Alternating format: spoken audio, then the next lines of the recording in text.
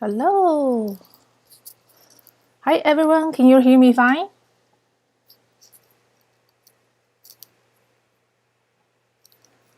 Let me go to my channels quickly.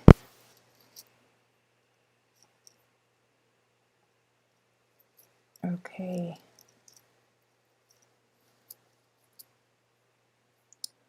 Hi guys.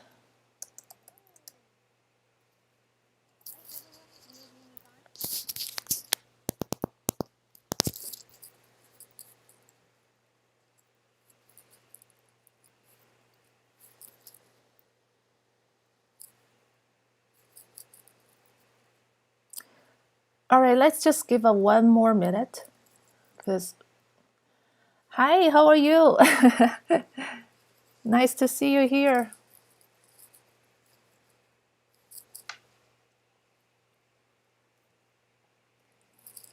Let's just give a one more minute, okay? See if anyone can join before we start it.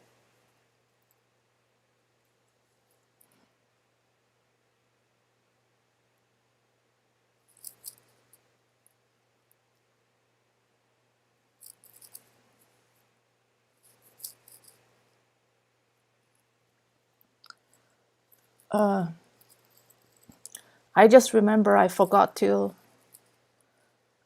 set up another screen because otherwise I'm switching the screen and then that's really bad. Oh man, I need to set up the screen quickly, okay?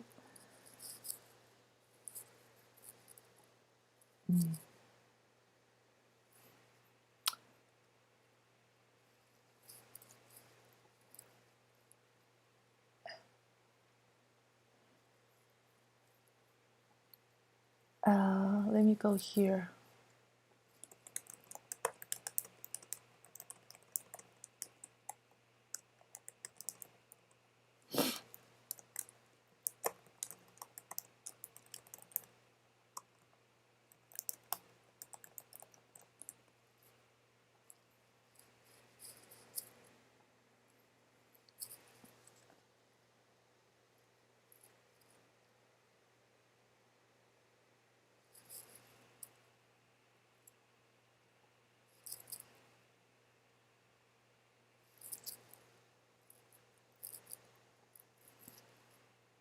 Hi Mary, welcome here.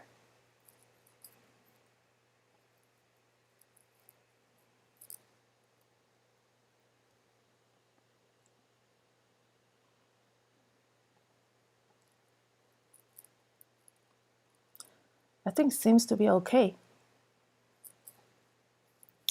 All right.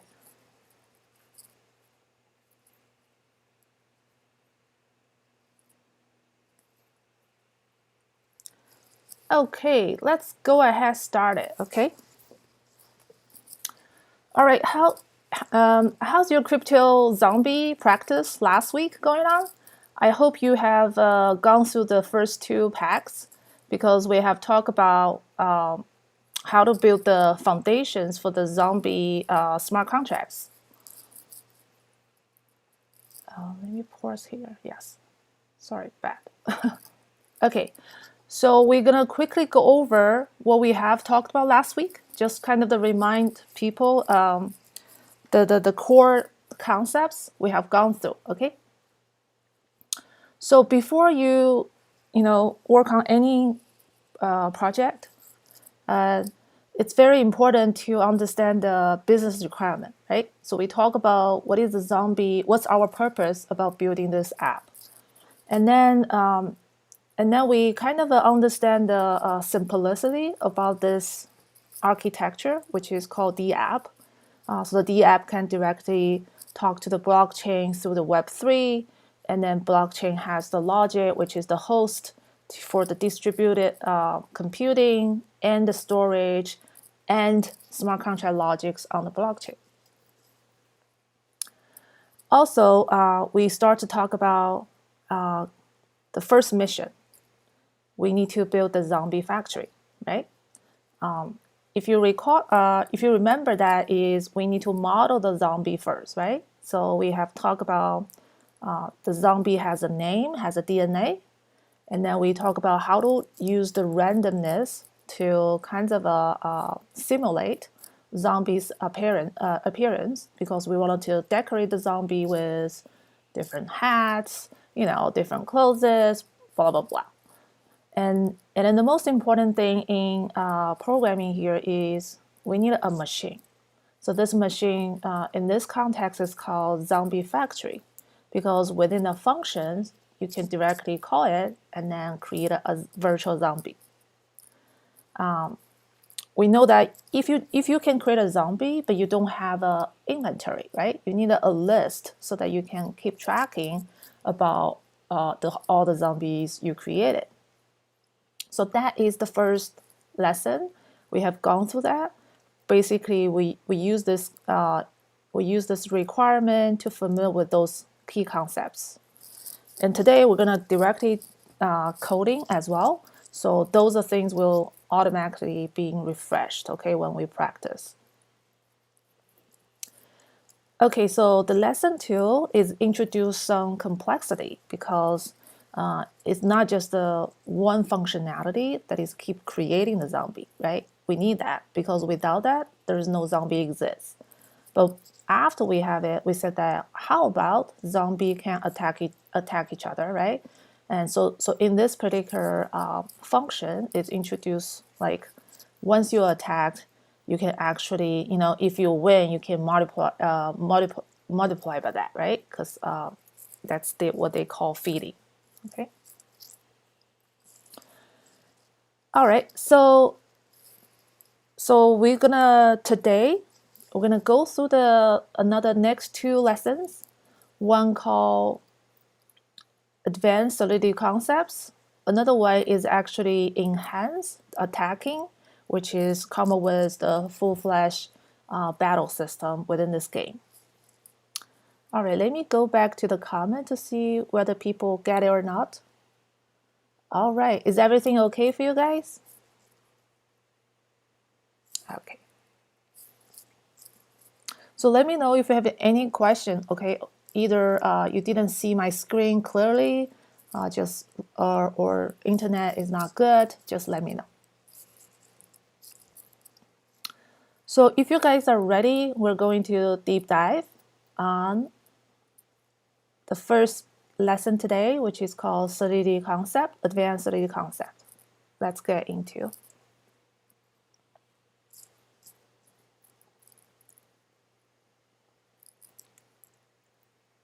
Oh, just started over here. Yes. All right. So first one, we're gonna talk about immutability of the contracts. Okay. I don't know whether you heard about the terminology called immutable. Immutable basically means that once you write something, I mean, in a general term, okay, forget about Ethereum blockchain at this moment. So immutable means once you write it, you will never be able to change it. So it's kind of the write once characteristic, okay? So when you deploy the contract to the Ethereum, it's immutable. So that is what it means here is the code is law. Once you've been deployed to the Ethereum peer-to-peer network, it's going to be permanently being written into the blockchain. So if we understand this, let's just revisit what's the immutable key information here, okay? So it definitely stay permanent on chain, and then also implies that no one can change it. Means that if function A, including its signature and also body, being deployed, which deploy is the way about letting Ethereum take over, right? That means no one later on can change it. So if you recognize that, hey, I wanted to add a 1 parameter, or I want to change function name, I wanted to change my body logic, all of the things, you cannot touch the original contract you already deployed. So no one can change that. This is quite a dramatic, right? Because if you're a developer for other type of the language, no matter you're a web developer or Python developer. Have you ever been taught this way? Probably not, because we always have a way to upgrade, because we use GitHub, right, to maintain different versions.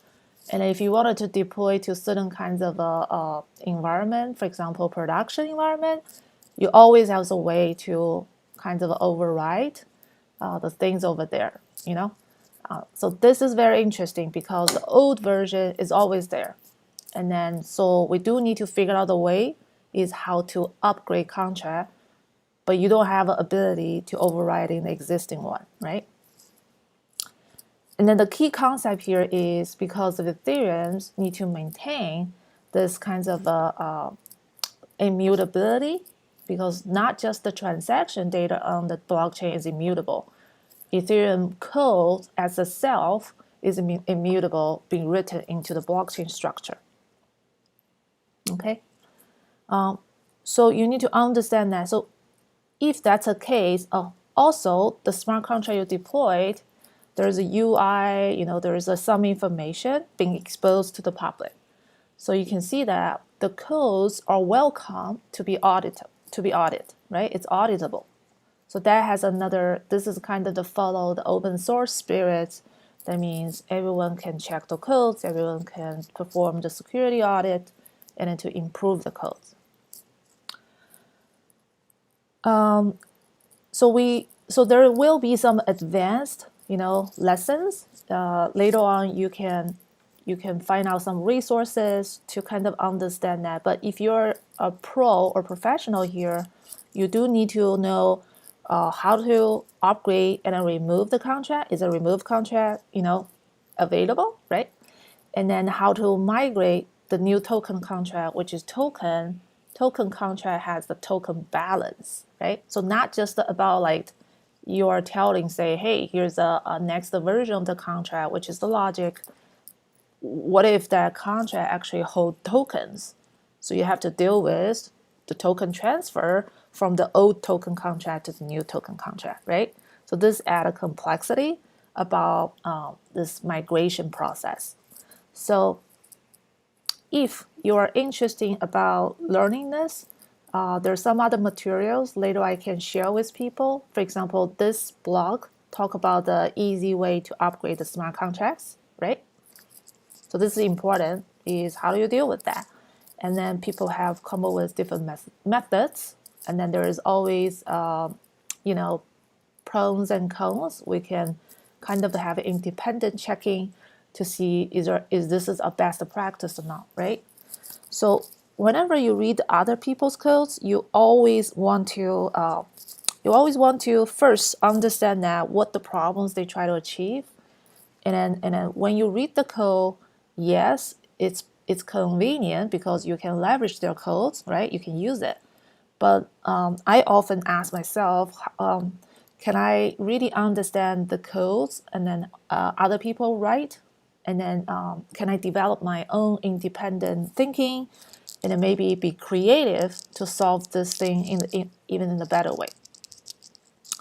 So anyway, I believe that there will be some multiple ways about deal with upgrade the smart contracts, right?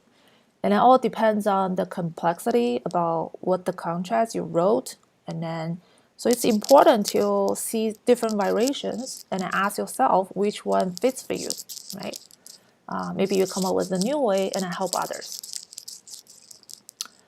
So Open Zeppelin is also a very good because they write a lot of the secure and a nice smart contracts. So you can see here in their documentation, they actually have good sections, right? Talk about how to upgrade smart contracts. Okay. So if you're curious about how to, this is a different one, right? Okay, this one. Is it possible to delete smart contract, right? So that's the question, curious questions I ask. So whenever you have that questions, write it down and then do the Google search and then find out whether on the Stack Exchange or maybe documentation, they already talk about that. So this is kind of the continuous learning and then troubleshooting and typical developer will follow. All right, so we have talked about immutability, okay? I mean, doing this immutability is very easy, but we have to understand that, right? What is immutable and then why we need that. So that's basically what I have talked about so far. I'm gonna go back to here to see any people have questions. Okay, nobody have questions? Okay, let's talk about next concept called external dependencies. Okay. Did you still remember another contract called CryptoKitty, right? So we have a contract, one contract called Zombie Factory. We have another contract called Zombie Fitting, okay? And then we introduce Kitty interface as a signature, like a mini contract we can use. And then here, if you remember that how we actually refer to that contract, which is we use hard-coded address, right? We said that, hey, maybe we can, we already know the address, so we're gonna hard-code that. Once you hard-code contract's address, you can call whatever the interface this contract, which is take. So you take the address, which is you can use this function here. Okay. So so here is talk about some external dependency. Okay. So this is called external dependency. What does that mean? Let's go back here to see dependencies. Okay. So dependency really talk about here is one contract depends on another contract, right?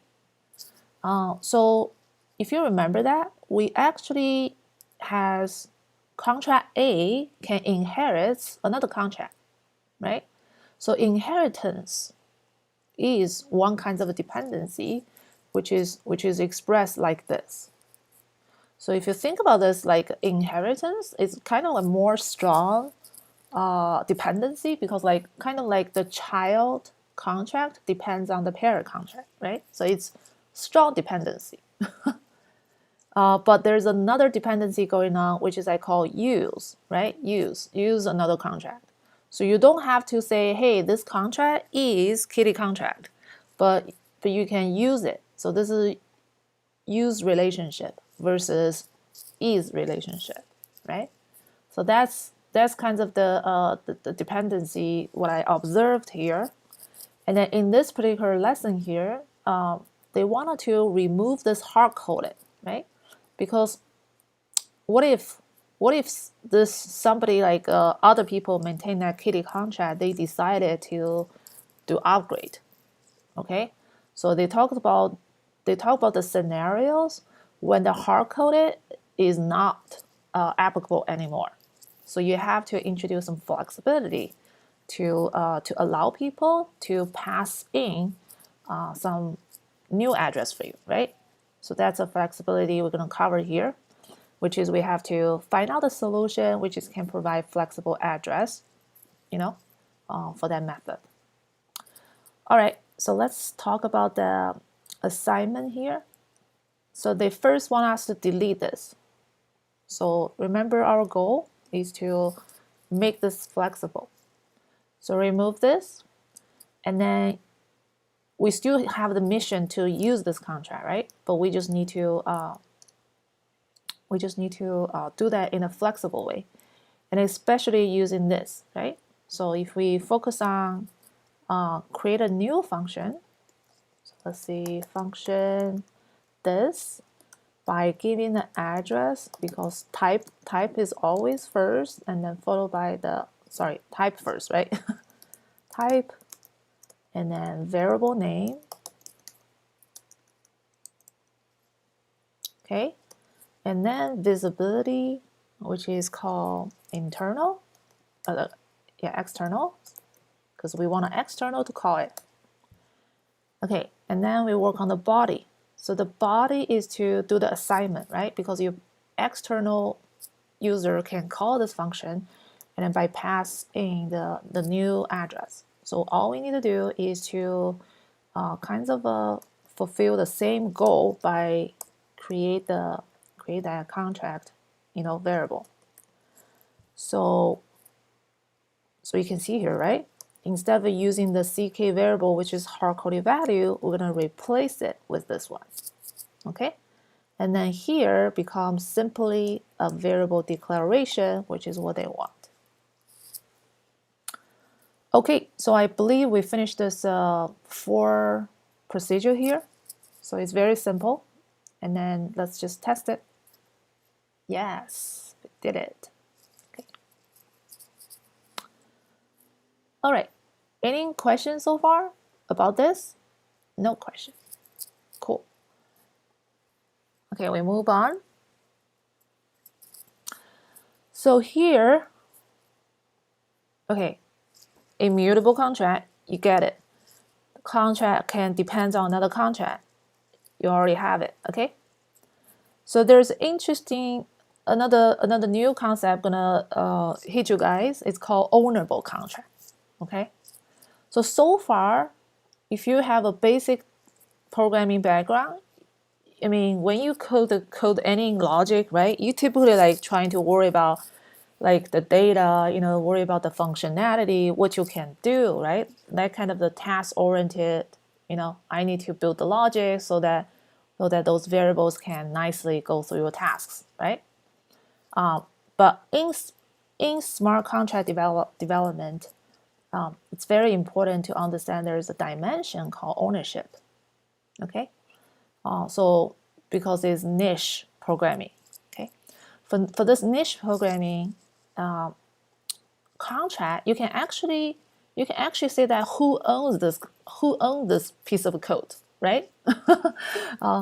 Ownership for the software in the old world, in the traditional world, we never care about it because we've been hired, by employers, and we write software. By default, all of the codes belong to the company, right? Unless this is your personal pet project. But here, you want to deploy the contracts, which is code.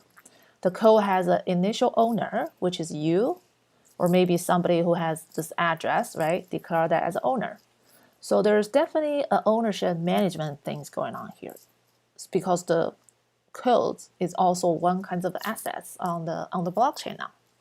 So this is new, right? So if you never know what the heck, why I need to implement this, it's really trying to say that, hey, you need to think about how the code's management from ownership perspective, okay? So let's go through that, how they help us to understand this concept here. So the goal here is to make your contract ownable. Make your contract ownable means your code need to have ownership management functionality, okay? And then thankfully, again, OpenZeppelin, this lab has created ownership contract and open source for us, right?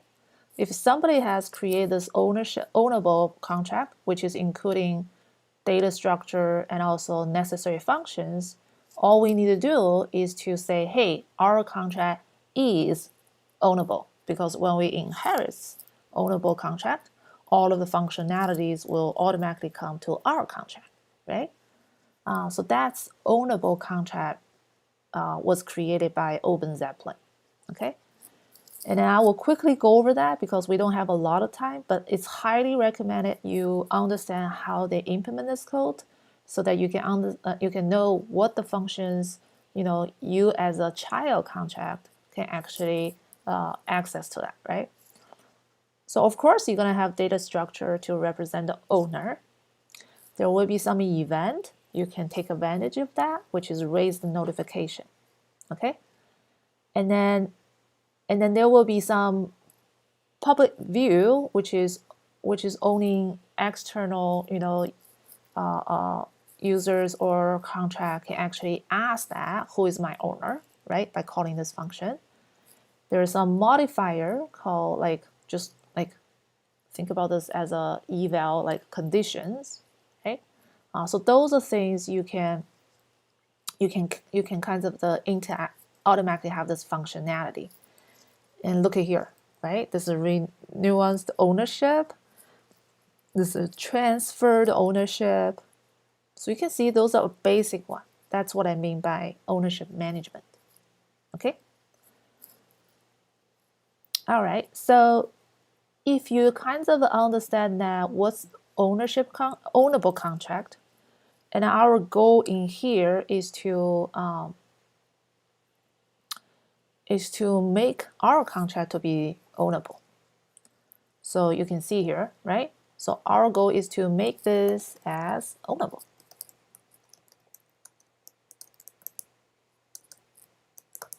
Okay, so that's where you did it. But imagine that you just do this. Would that work? It'd probably not work, right? Why? It's because the compiler doesn't know where they can find the ownable contract. So you have to kind of using the import function to indicate that where is this ownable contract can be found, which is you have to using to let them know where's the file name, right? Like depends on the folder structure. Okay, so all right, so seems that make sure I did it right. Okay, so go back here. Is anything I'm missing? Aha, I'm missing semicolon. All right. Okay. All right, we'll move on to the next one. Okay, so that's the ownable contract. Okay. So once you have an ownable contract, now every functions, not every function, whatever the functions that that the parent allows the child contract to use it, you are available to use it, right? So let's see what we want to do here. Okay. So they want us to look that there's a modifier. Okay. So modifier. Let's first find out that modifier. Okay, so modifier is right here. So modifier looks like a function, right? But it just have a different like keywords here. And then, but what is the modifier? You know, different than the function is because this is what modifiers can do. Okay. So modifiers, which is take some kinds of a require, which is the body kind of like evaluate this condition for me, right? So you can actually code some kinds of evaluation the conditions for me, and then using this as a kind of a placeholder or moniker, which is later on you can use in this function. You know, signature. Remember, we can use public, private, internal, external, right? Which is control one aspect of security, like kind of like access control, right? One aspect of that. But you can also add a customized modifier. So, and then you will say that why I need to do that, right? The reason why you can do that is you wanted to put a security configurations around this function. So you have to say that this function can only be called when this modifier is also true. That means when the caller is also the owner. So besides this kinds of the visibility, you know, that one aspect of the security access control, you can add a customized condition, right? You say, hey, this function, I need you to check this modifier. So when I check this modifier, it actually go to the modifier declaration over here is to really run this logic over here, right? When it run this logic, it's going to say that, hey, are you the owner? Is the message.sender, are you the owner, right? So that is the purpose of modifier. So let me go back to just kind of a summarize for you, because it's important to have a big picture before you follow this here. Okay, I mean you can kind of follow that. It's very easy to follow, but we need to connect the dots, okay? So again, purpose. What's the purpose? Purpose is to define extra security requirement for function. Okay? All of the codes deployed to the smart contract, every function need to be examined from security perspective. And it's very simple. When we talk about security, is who can call this, right? And then also the other, access control related questions you need to ask yourself. Okay? So think about the different scoping thing going on. So maybe I should scope it based on the view and then pure, means that this piece of the logic is only for external, re-owning purpose. Okay? Or you can scope it based on where you call from, right?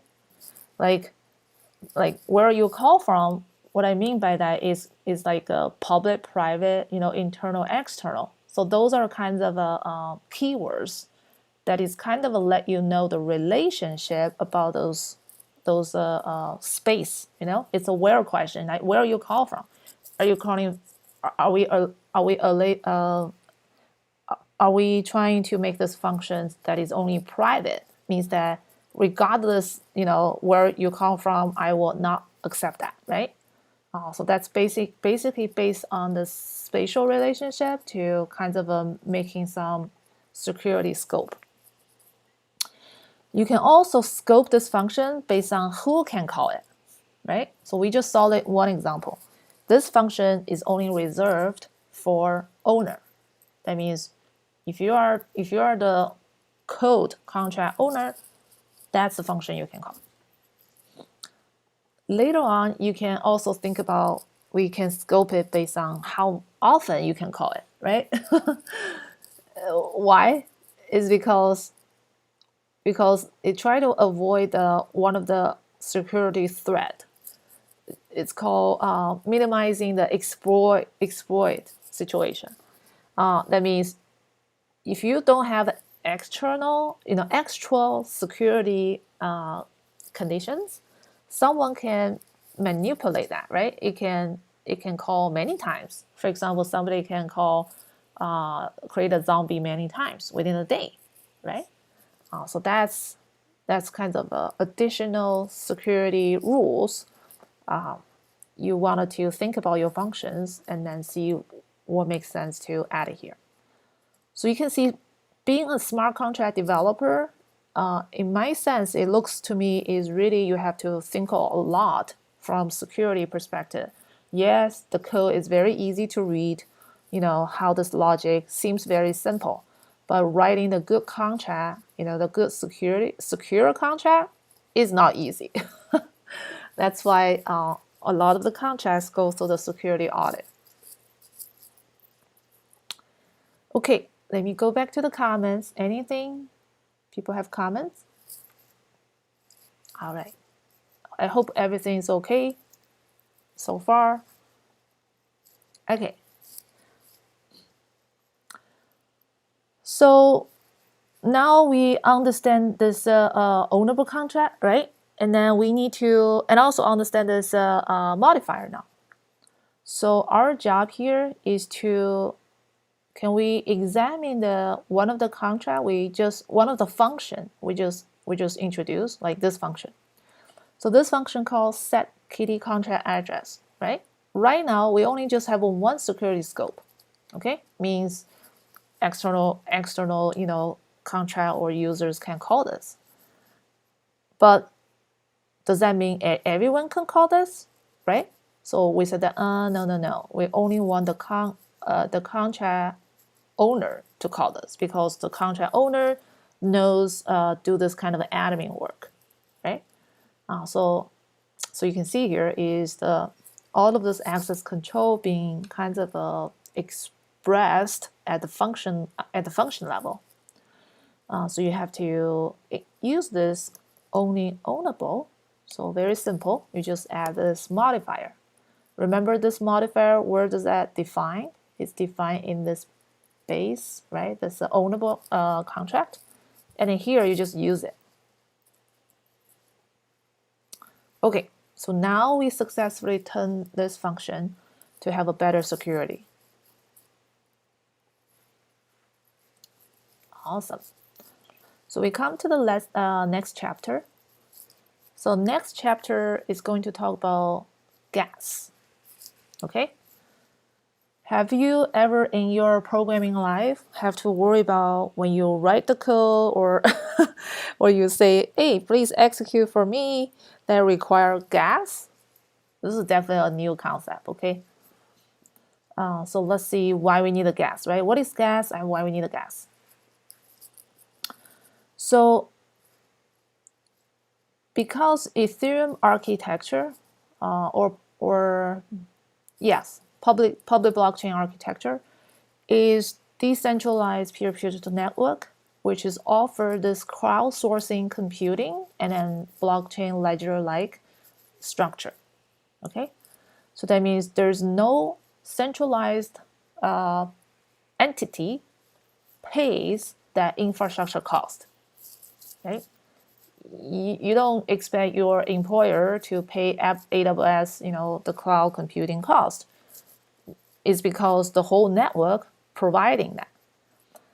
So because the whole network providing that by the crowds, you have to reward the crowds, right? So that's why the gas is one kind of the rewards pay back to the miners, validators, those nodes who help to execute the codes contract, who helps to validate the transactions, right?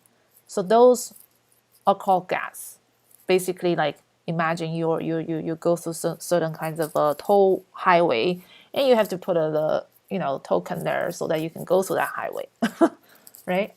So now you kind of know the why we need a gas here, but gas has so Ethereum, different blockchain may have different gas kinds of a specification is how they calculate the gas.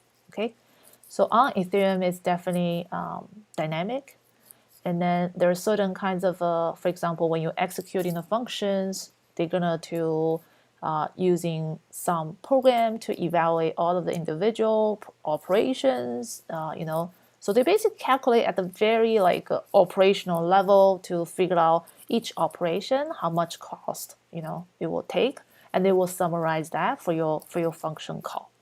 Okay, so executing the function will require gas, but there's some kinds of exception. Is the view function and pure functions, they can be free, and only when the external caller. So there are like some conditions there, right? You can get a free gas, but by the way, here's a condition or terms. So make sure you read those terms to understand that how much the gas is going to cost. And also, of course, store data, because Ethereum has certain kinds of a data pool or data storage going on. So storing the data will also need a gas. All right. So you can see 3 reasons why you need a gas. Is because computing requires gas, that verify transactions and also need a gas because the code need to be immutable, and that means you have to also get the codes written into the chain.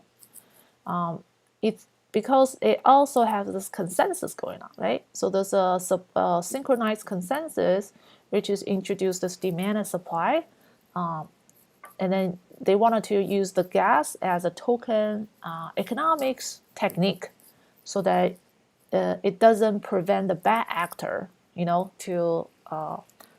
kind of congest the network, right? So you imagine you are the bad actor.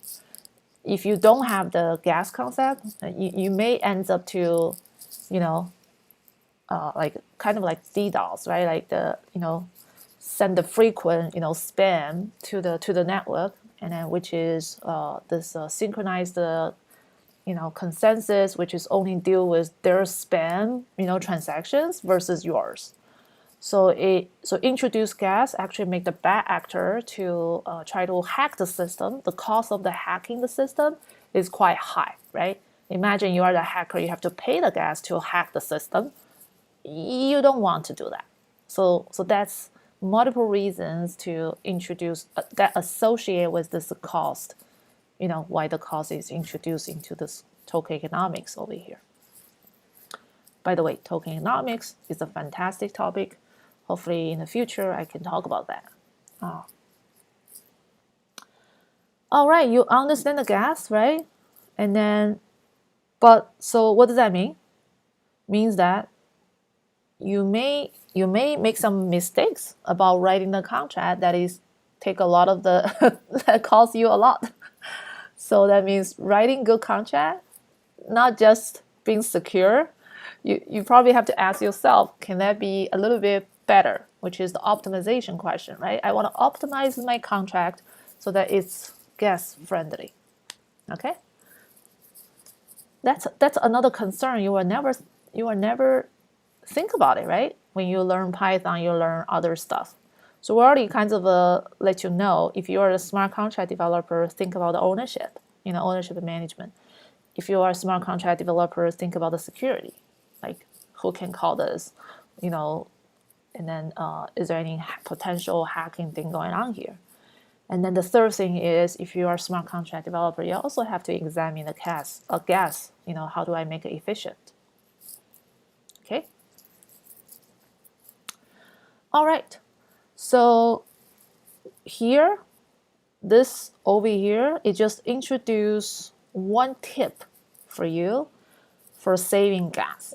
I believe there are multiple ways of saving gas. I don't know whether someone already make a summary of that, but I believe different developers or reading the documentation will kind of figure out that what is the best practice to saving the gas, right?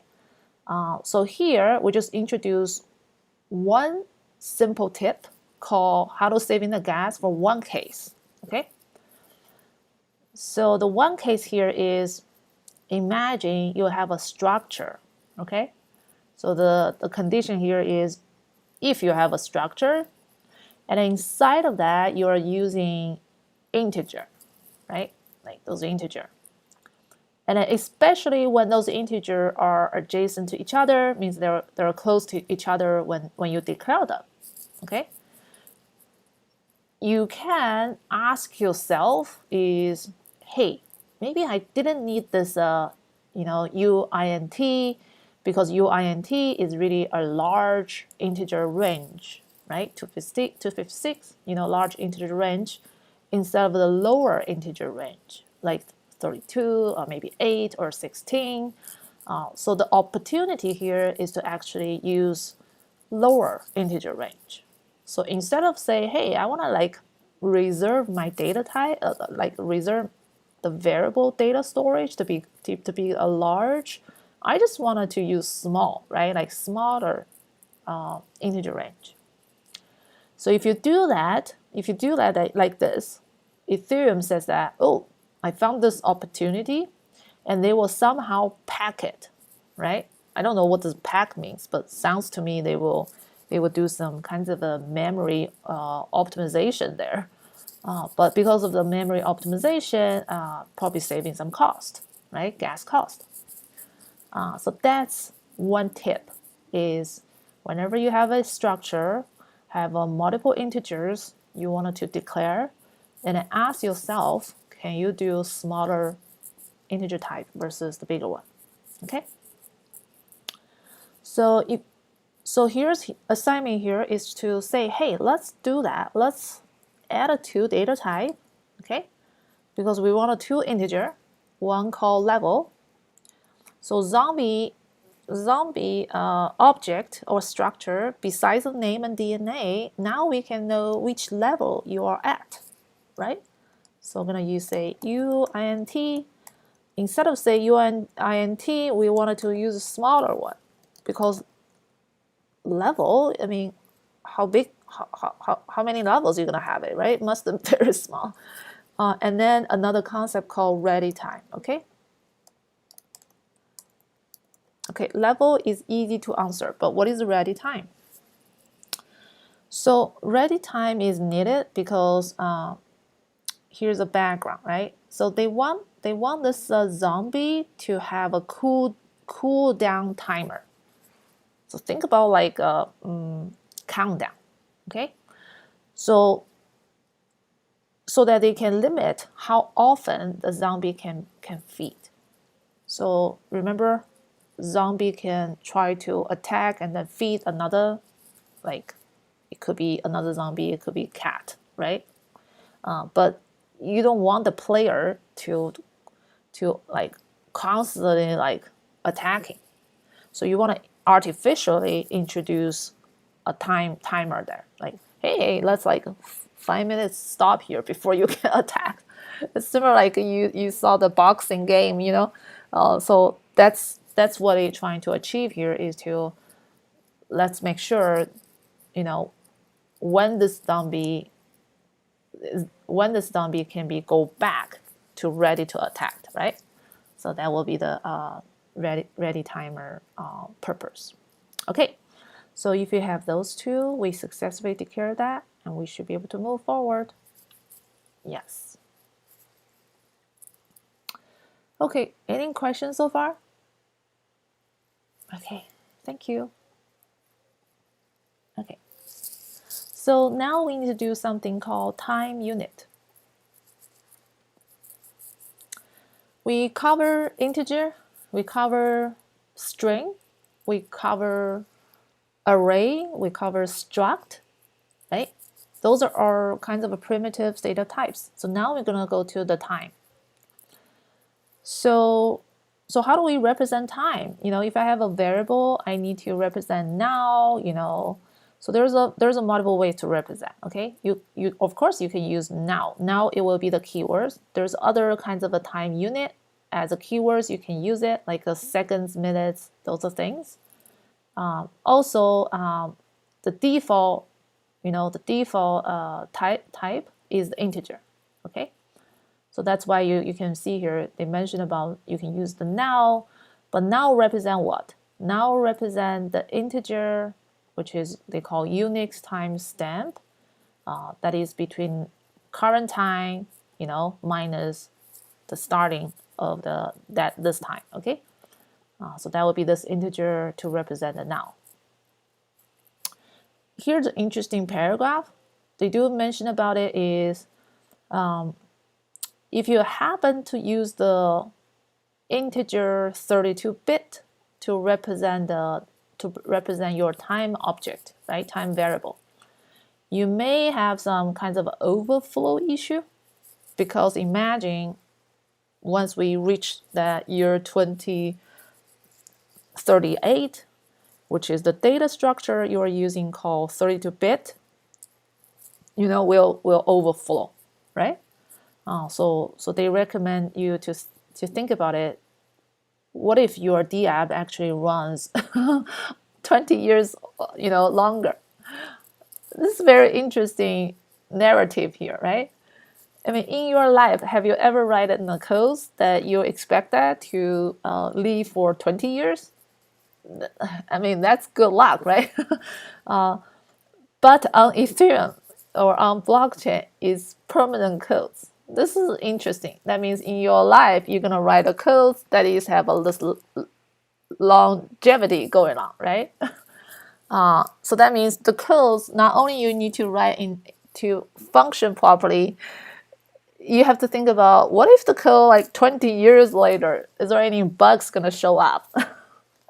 So this is one of the scenario is because of the overflow, because you accidentally chose some smaller integer range, which is later on. It is reasonable now, but it may be in the 5 or 10 years, but after long time, your codes may have some bugs, right?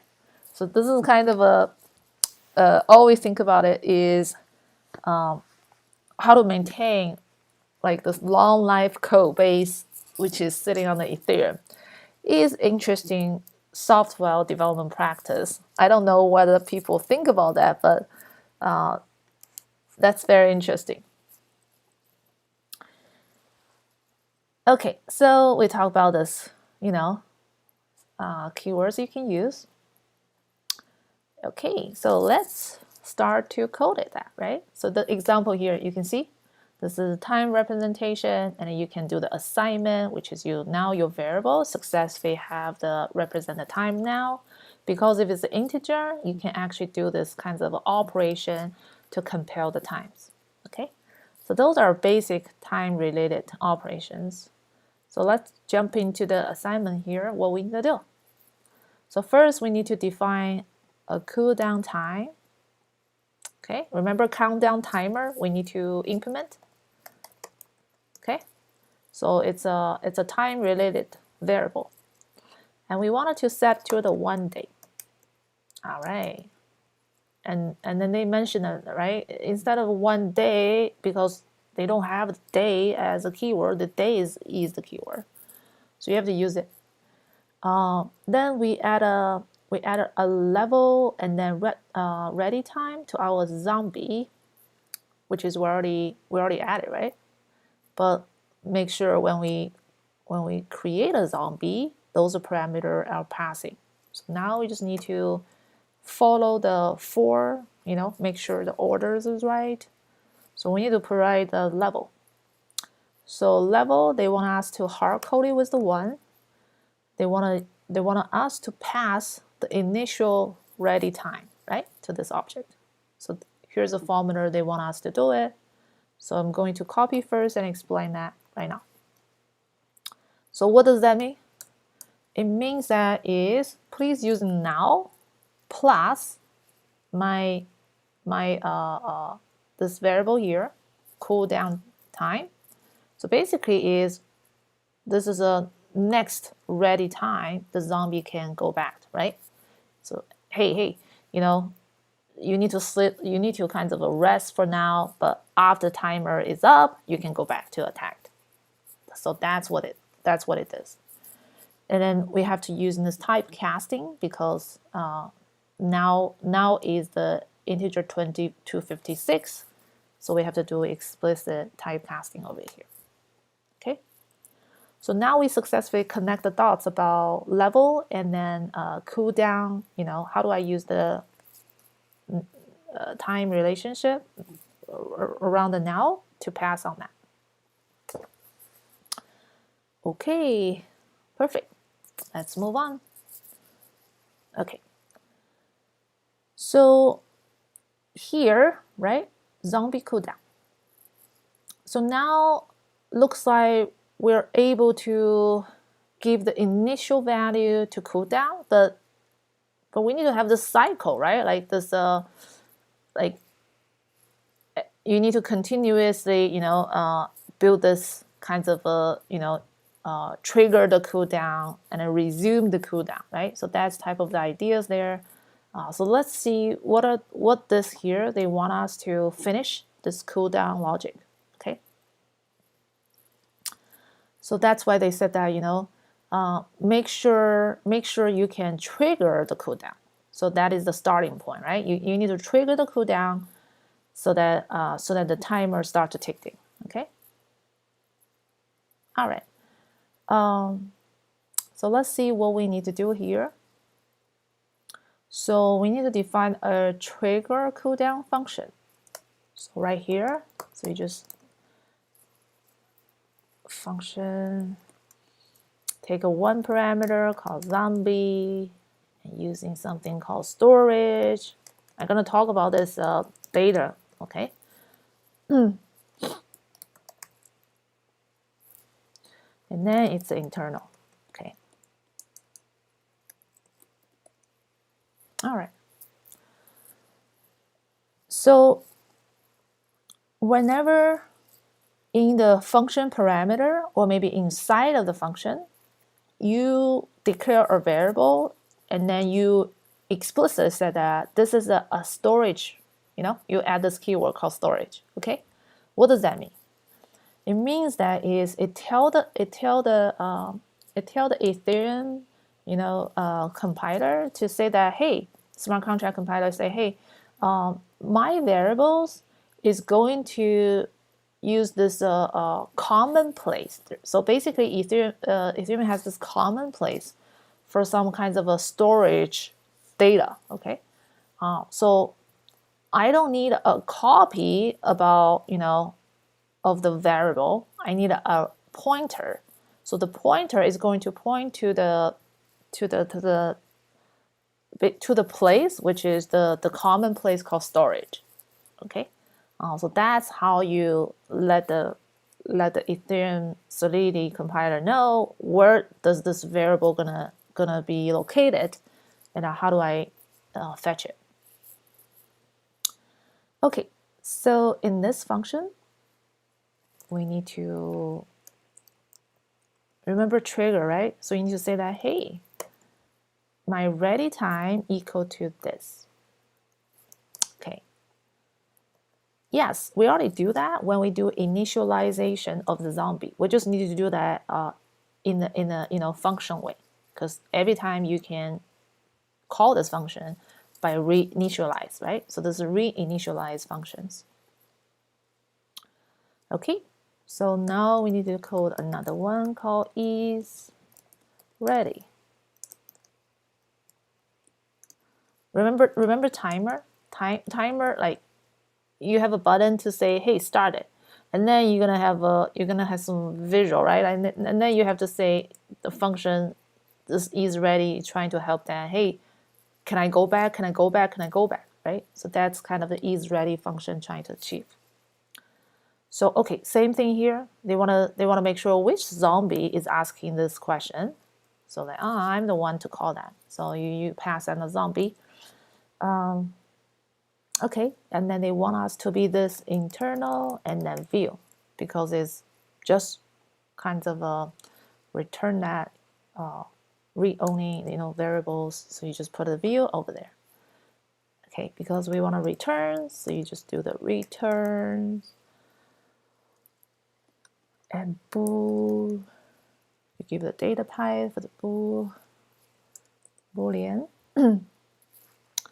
And in the body, you're going to return this evaluation, right? So you just do this. You can put a parameter, see whether that works or not. All right, let's see. Okay.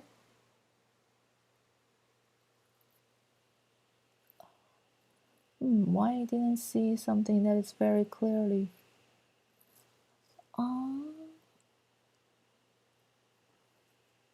Maybe it's returns or returns. Oh, returns. So here we need to use returns, and below we need to use return. Okay. Okay. All right. No questions? So far, so good? All right. Let's move on to chapter 7. Okay. See, we're going to talk about security again, right?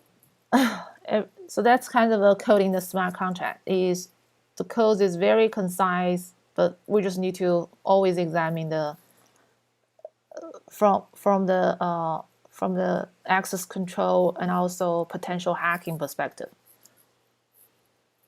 Okay, so what we want to do here is we go back to a certain function, and then this they mentioned about there's a function called feed. This function, right? Feed and multiply. If you looked at our original code, this function is a public. Okay, so because of the public, that means you open the door quite wide, right? So they want us to say, hey, this is supposed to be an internal function, because we don't want to, external user to directly call that, but we are welcome to, inside of this functions, or maybe inside of this contract, people can call that. So we have to change this from quite an open wide door to being like a little bit narrow, right? Like we say, just internal. So this is making the contract more secure. Okay. And then the second challenge over here is to inside of the here, sorry, I accidentally go back, so I have to do this. Okay. So here, after we looked at the myZombie, let's add a require statement. Okay. So we got the myZombie based on the logic, do we? Right. But we said that, before you can continue on doing actually fitting and multiply, we want to check you. Because if timer is not up, sorry, you cannot go, right? So we have to call this function. Okay. So we basically said that we want to make sure it actually is ready. You can go back. Otherwise, you cannot. So if you put another require condition over here, it's going to check for that. Okay. So we just need to make sure the parameter, everything align nicely. Okay. And then also at the end of that, right? So here's the thing.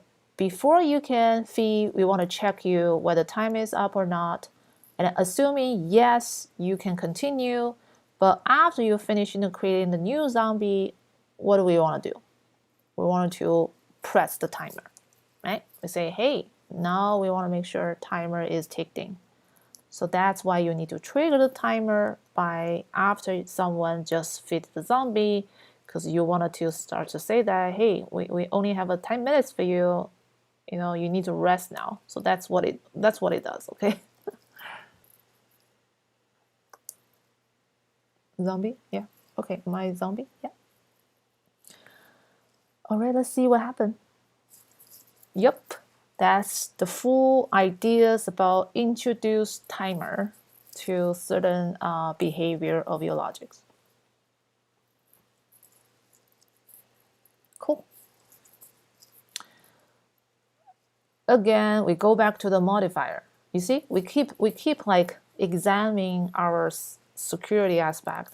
Remember modifier? Modifier is a customized condition, which is you can attach to the function. So now we said that, you know what? I wanted to add some, create some kinds of a condition representation, and then later on I'm going to use it in a function. You see? So that's how this modifier is going to introduce. So what exactly they want us to introduce the modifier? Okay, right here. So they want us to create a modifier, which is function-like condition, right? So let's do it. So we're going to say modifier.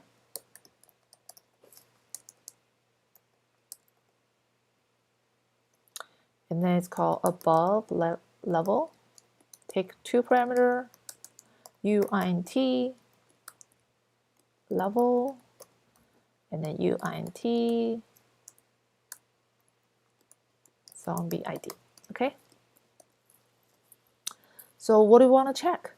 We want to make sure the level is greater than, that's what we want to check, right? So just do that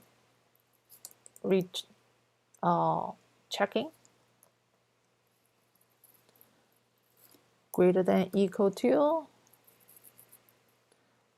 I think we need to do the return. Let me double check the example. Okay.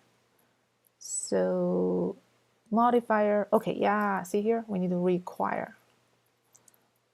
Okay, require. This must be greater than the parameter we passing. Okay.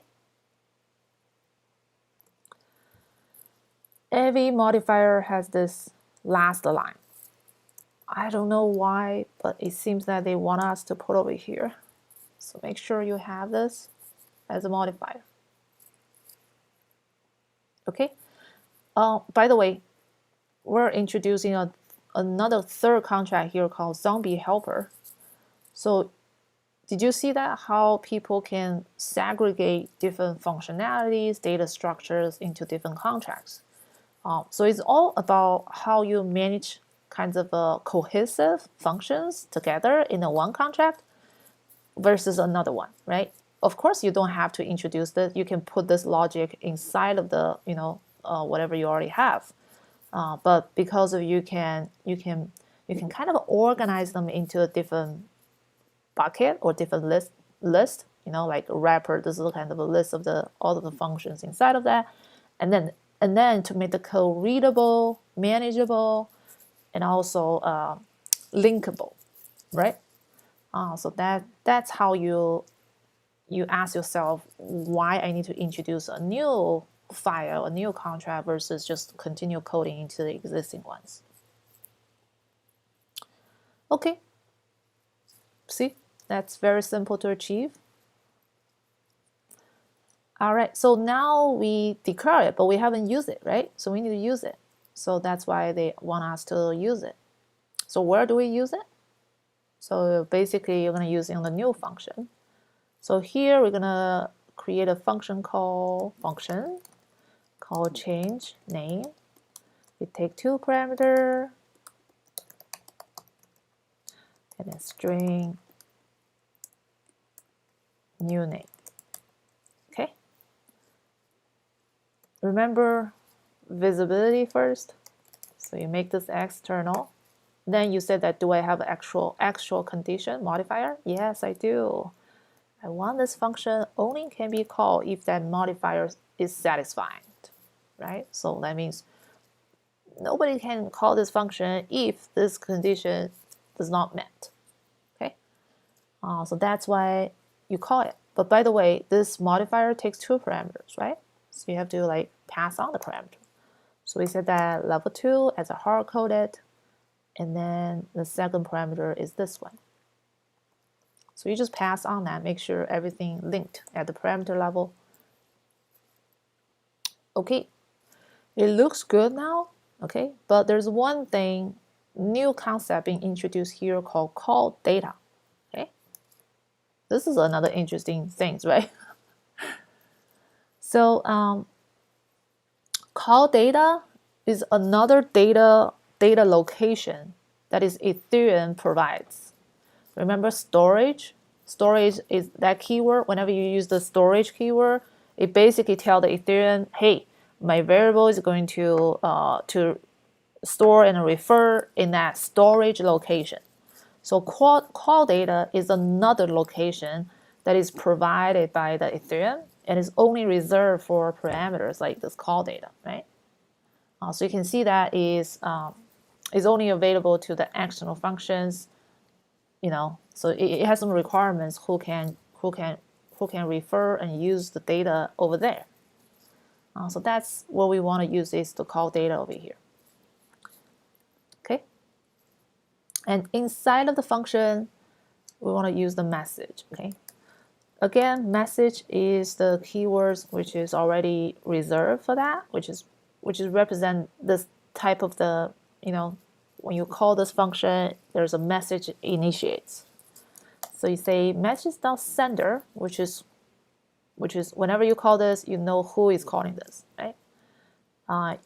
You want to check this.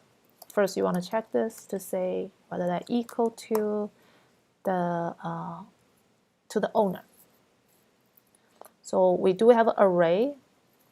That array or mapping structure, not array, mapping structure, which is based on the ID, you give me the owner. So that's this checking for. You check the caller actually is the owner of this particular zombie. Again, there's another owner, right? Like we have a overall contract owner, which is the software side. But this is within the game, there is the ownership, which is the zombie's owner. Okay. So if that condition is met, we're gonna do the change the name. We say that, hey, you know, it's gonna be different name now. You can, instead of call this name, zombie has a new name. Perfect. So that's how you do that, change the name.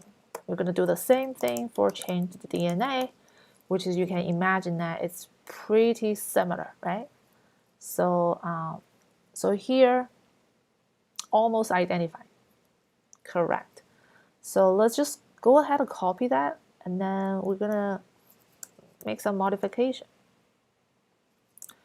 So instead of the new name, we're gonna say new DNA, right? Instead of the string, we're gonna use the right data type. here, so instead of the hard-coded 2, we want to say you must be 20, level 20. You can change DNA, otherwise you will not able to have this new feature for you when you're inside of the game. Okay, so far so good. Now we need to say, hey, instead of here, we say DNA attributes has been updated only when you're level 20. Perfect. I think we achieved that, change the name, change the DNA capability with some kinds of a modifier checking. Okay.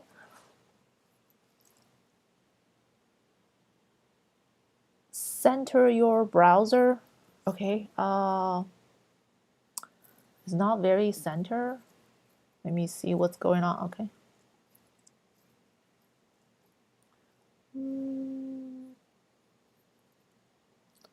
Sorry, I did not use my screen. That's bad. Sorry about that.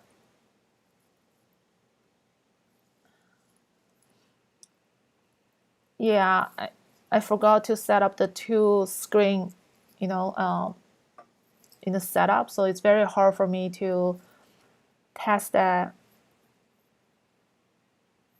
Is that still really bad? I just make the, man, this is really hard. Let me see my, oh yeah.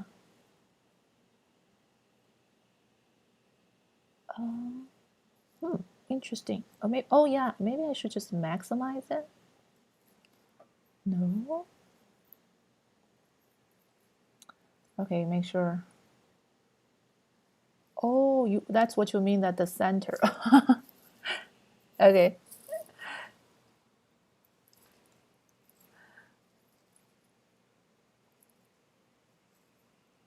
Okay, I'm gonna move on.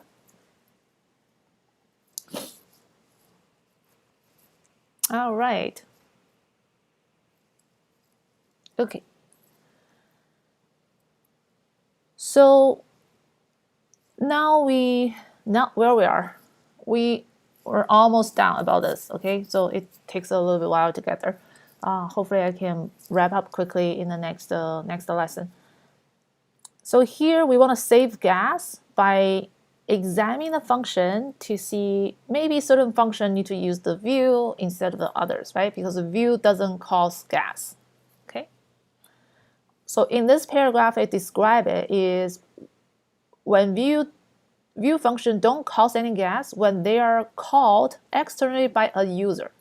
So there is a condition for that, okay? Because when we say by the user, what does that mean? It means that from the D app, you go through this Web3, internet stuff, and then you call this a smart contract, right?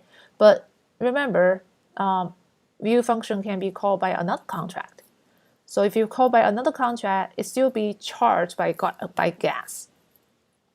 Okay, so that's the differentiation here is owning the user as a caller. Will be no gas. All right, so we go here to say which function we want to change it, right? So we said that get zombie. We need to create a get zombie. Okay, so we said that. And then here's the naming convention. I hope you already figured out. That is, whenever you use the get at the very beginning, that's kind of like view type, right? Like view functions, because you only want to return something. So they want us to take the owner, and they want us to make as external view. Did you see this? That's how you do typically for the get related functions, okay? Because get returns something, so you have to make sure you returns, and then you give the data type, right?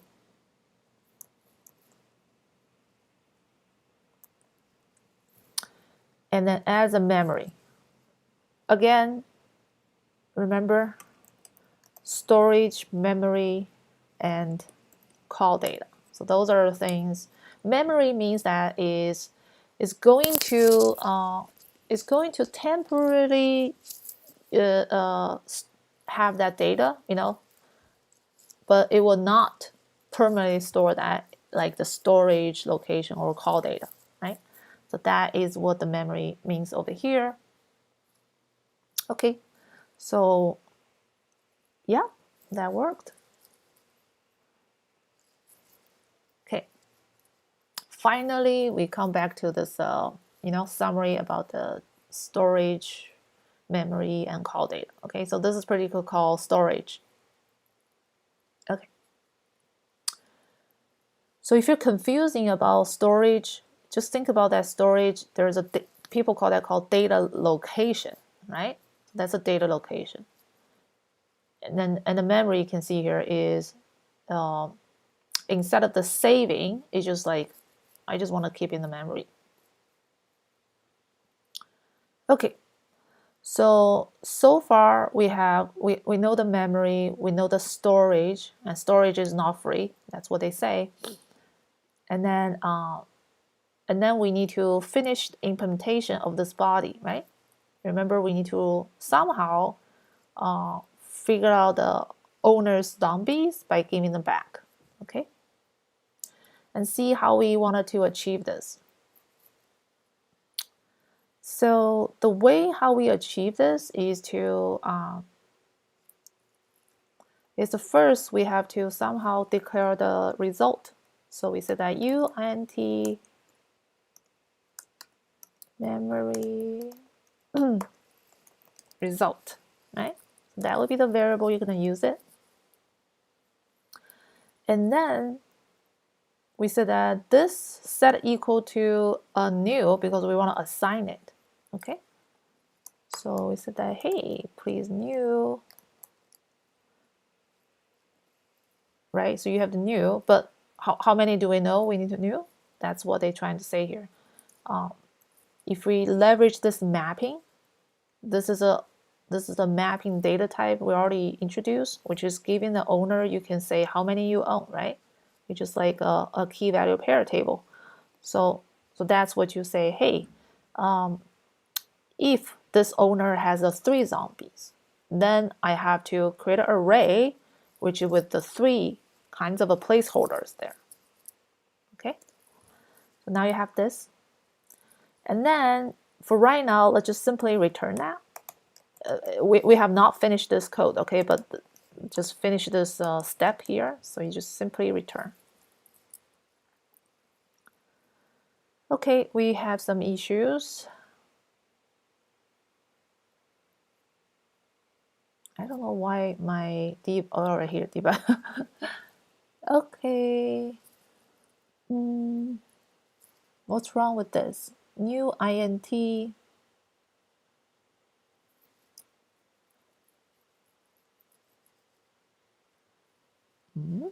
Seems good.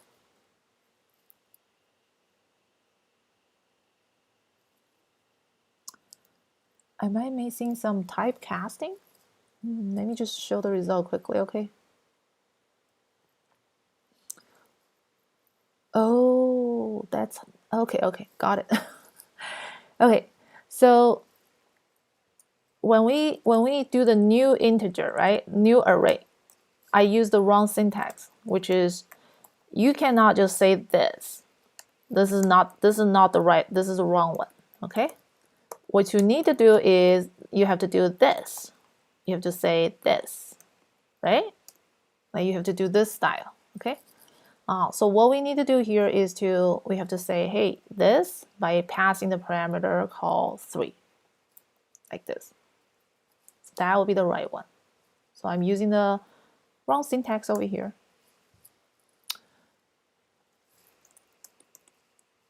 Cool.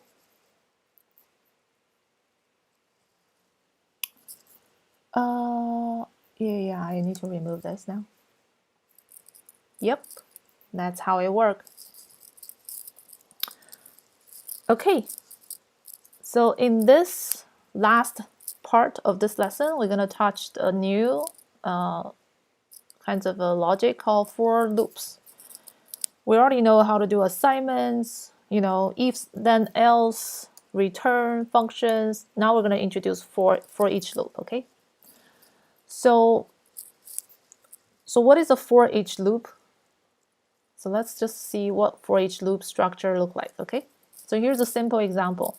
So the syntax start with the for, and there's some kinds of internal iterations, logic going on, right? So if you read quickly, what it means that, hey, I have an index start with the 1, and I have some incremental, sorry, this is incremental because I want every time you go through the loop, I will automatically increase it by 1.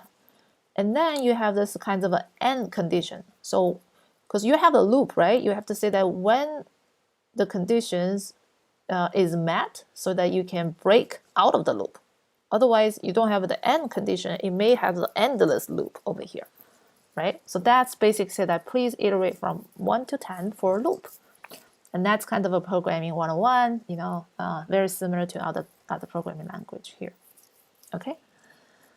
All right. So what is our goal? We need to finish this, right? We said that, hey, our goal is to somehow figure out the logic and then put in the whatever that zombies belong to this owner back to the result.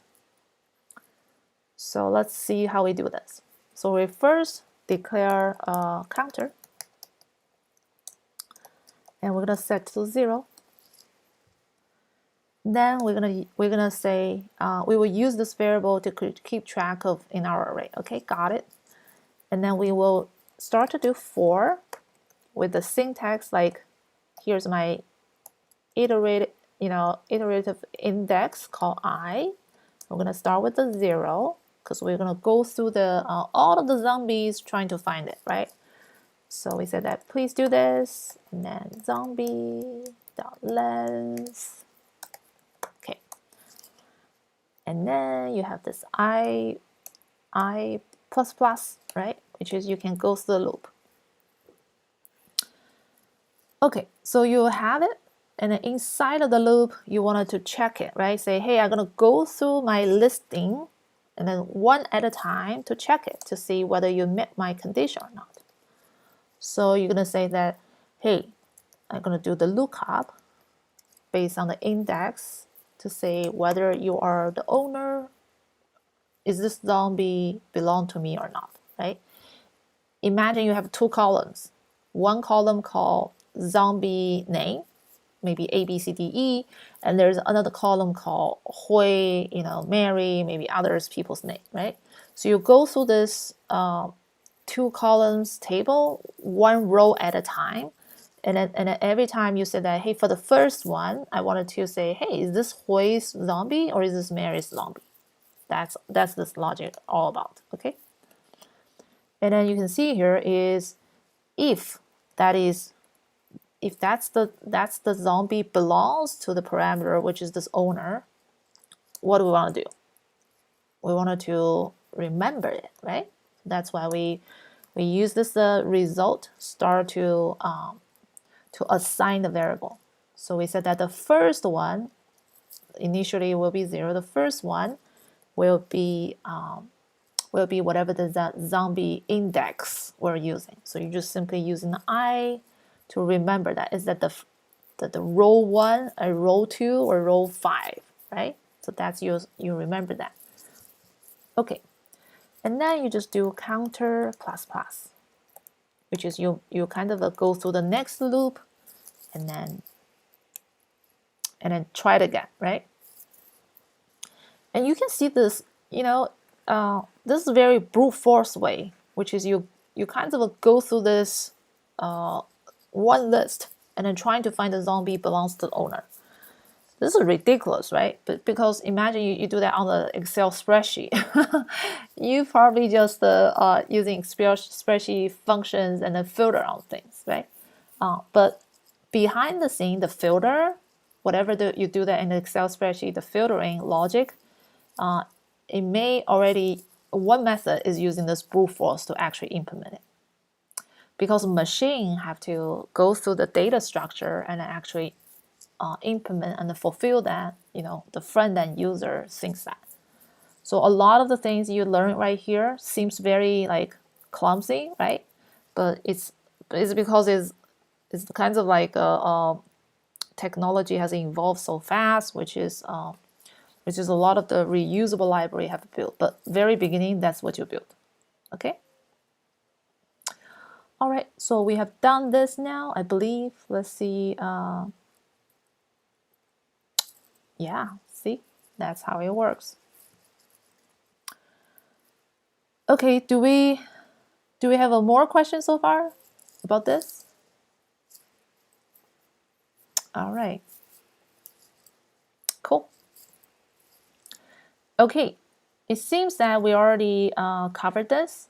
And then this is lesson 3 now. We go a little bit slower this time. I think I need to, I just give any zombie name. Yeah. But that's how it works for this lesson 3, advanced solidity concept. Okay.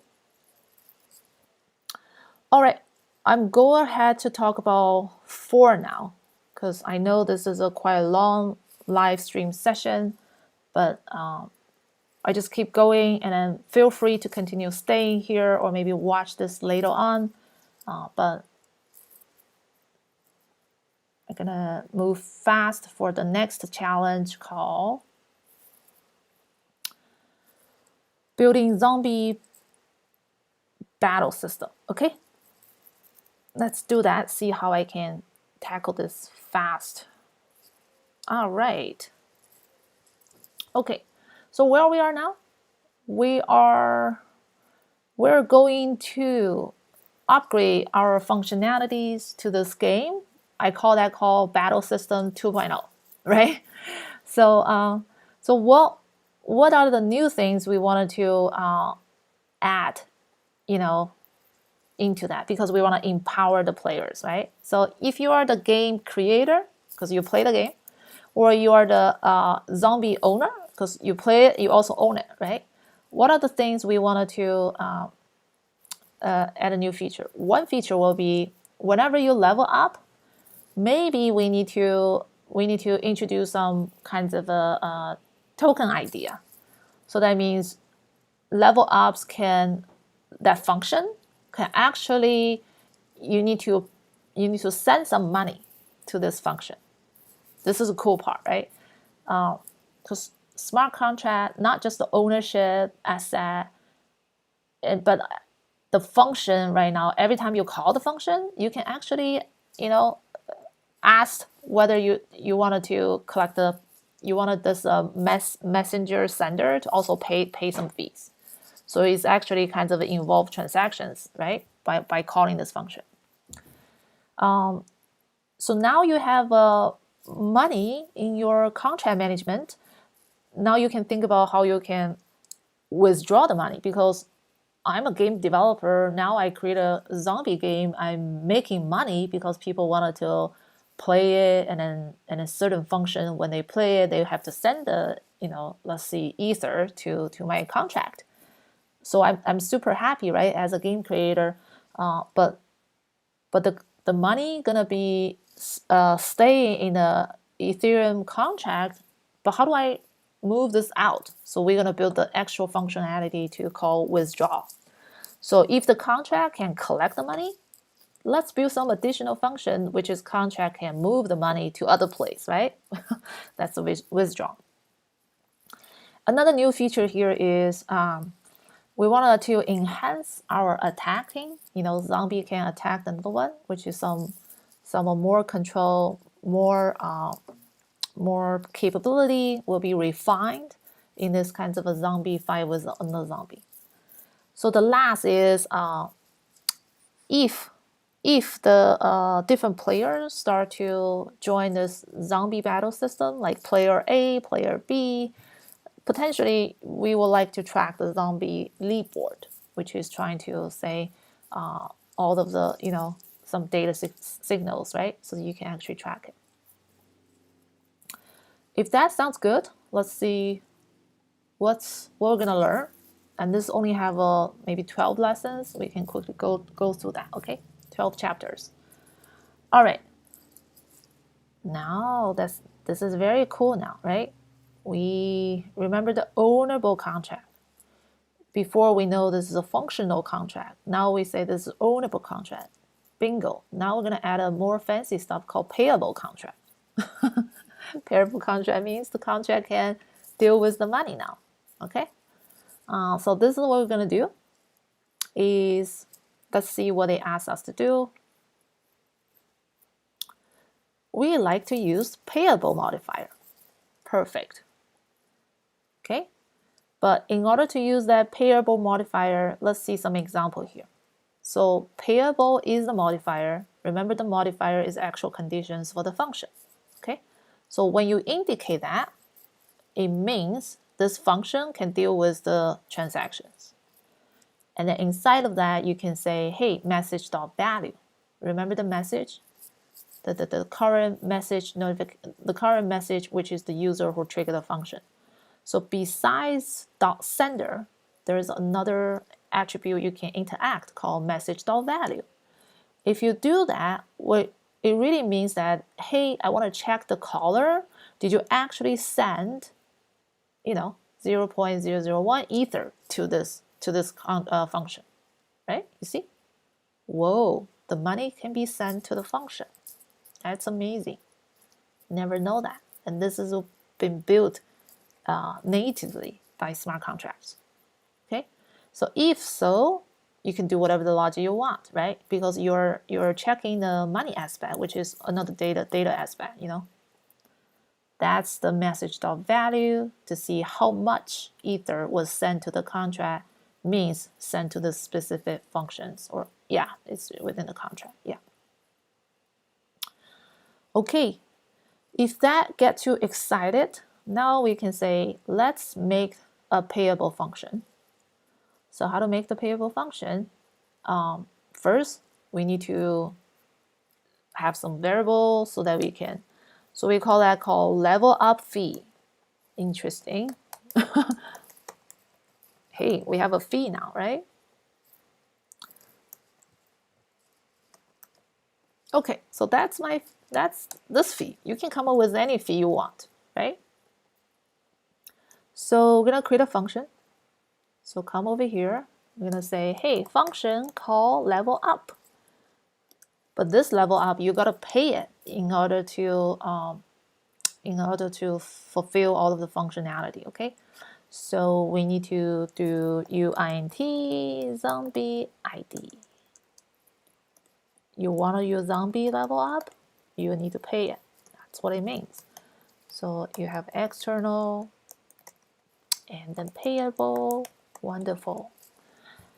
Okay, so now we need to first make sure you got enough money, right? If you don't, sorry, you cannot continue. So we just said that, hey, does caller pass on enough money? Okay. And if the answer is yes, we're able to level up your zombie. So it basically says that this zombie, by index this one, their level has been go up, right? So that's this level up function does. Does that make sense? The payable functions, and how do you access the token aspect? And then now your contract start to collect the money now, right? Perfect. Okay, so now you collect the money, right? But by the way, if you use the etherscan.io, you can actually see your contract, and then because contract is one type of the accounts on Ethereum, so it has this balance, right? Contract can have a balance, but so that's you need some extra functionality to kind of move your money around. Okay, so that's why we need to build the withdrawals now. Okay, so here's one example. Okay, so withdraw function is basically think about the withdraw, right? Withdraw is kind of like from your current, you transfer your money to another place. So that means you have a from location, you have a to location. Okay, and of course withdraw, in the assumption here, the from is the current contract, right? And then you transfer to another new location. Okay, So that's how you do it. So let's see how we want to withdraw on this. So when somebody external person to call this withdraw, which is right here, you have to figure out the address, right? The payable address. So this address is different than regular address. So you have to kind of externally, specify this is a payable address. Okay. So payable, you can see this because we have to be a payable type for doing sending and transferring the Ether instruction. Okay.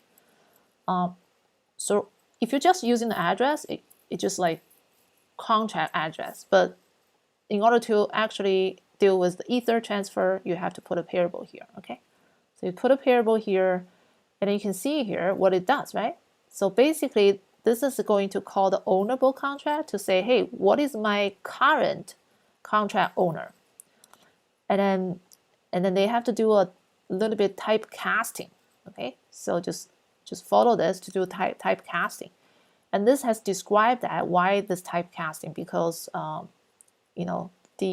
the default address will be using this, and then you have to kind of convert it and then new up this way, right? But you can kind of follow this to understand that.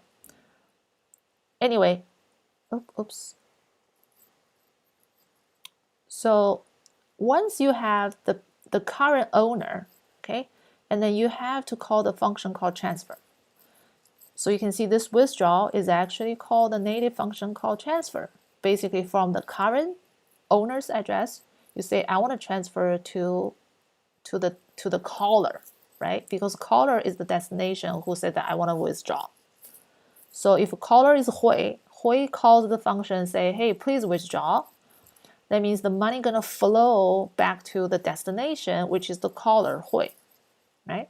So this is how you can get the Hui's address, because this refers to who is calling that, right? So you just say that who is calling that, and I want to get the address, and then how much I wanted to transfer, which is .balance. Okay, so that's how you figure out the withdrawal. Oh, I'm sorry. The address this is not the caller. It's this contract. Okay. All right. So let's see. Let's see where we are. Okay. Yep. So let's return the total balance stored on this contract. Yep. And if a 100 user has paid 1 Ether to our contract, this will equal to 100. That's correct.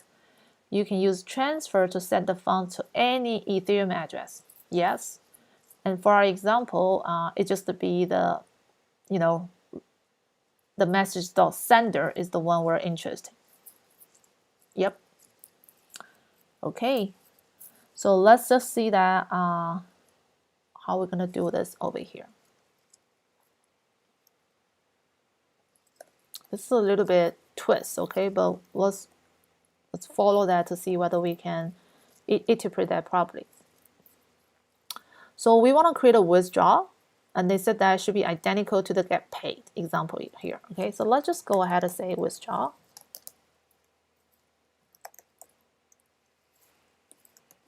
Okay, and then there's an example like this, right? So maybe we just copy this. Okay.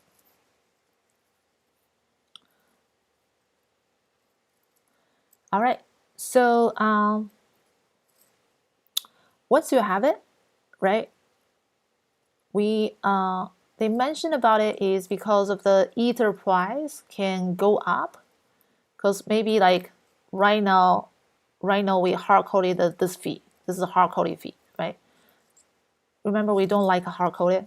We like some flexibility, which is the contract manager can actually change the fee whatever needs it, right?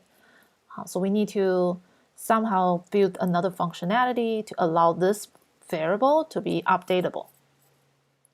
So that is why you need to build this set level up fee, which is they wanna us to update that fee. Okay. And then you just put a right external, only owner can call it. There's always only owner can call this function, right? The contract manager, contract owner can do those kinds of a system level configuration updates. You can think about that way. Then we said that, whatever the fee we wanted to level up fee, you can do that with the parameter you're just passing. So this is basically the functionality to support the, if I'm a contract owner, I can manage the system configuration data updates. I can move my contract money around because I wanted to withdraw the money if the contract has a collect some money, right? So that's how it works. Okay. I think I need to go here to see everybody have questions. Okay, no questions so far? Okay. All right. Okay, sorry, let's go back back and forth. Okay. So next challenge here is we're gonna do the zombie, okay, battle here. Okay. So here we basically have a payable functions. Now they want us to go back to the zombie helper. Let's go back to the zombie helper. Yep. And then we're gonna create a new one, right? So the new contract called zombie attacked. Okay. So we do the same thing. Remember, every time you create a new contract, you always like having some specify the Solidity library you're using, and we'll import some necessary because we need to do the inheritance of the contract. And then we said that okay, we're gonna create a new contract.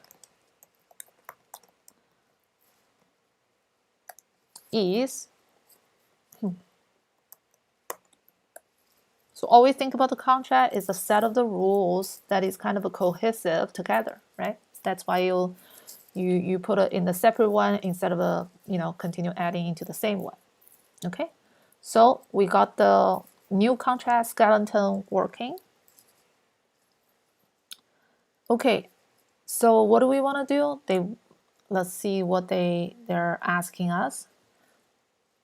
Sounds good. We go back to the random number generation. So this is called keka to 56. If you remember in the previous session, we talked about this, right? It's a hash function, which is very secure, SHR-3. And then we have this, like 3 levels about how to you generate a unique random number, right?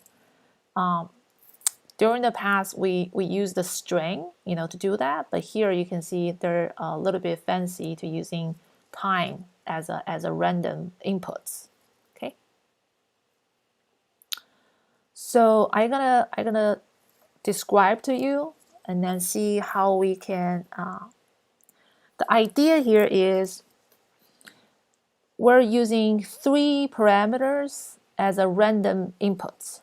One is the time aspect because time keeps changing. Another one is called who is the caller aspect, right? Because the message.sender refer to that. And then we have some nuance, nonce. Nonce is a number that can be only used once so that we don't run the same hash. So you can see that it's all about what could be the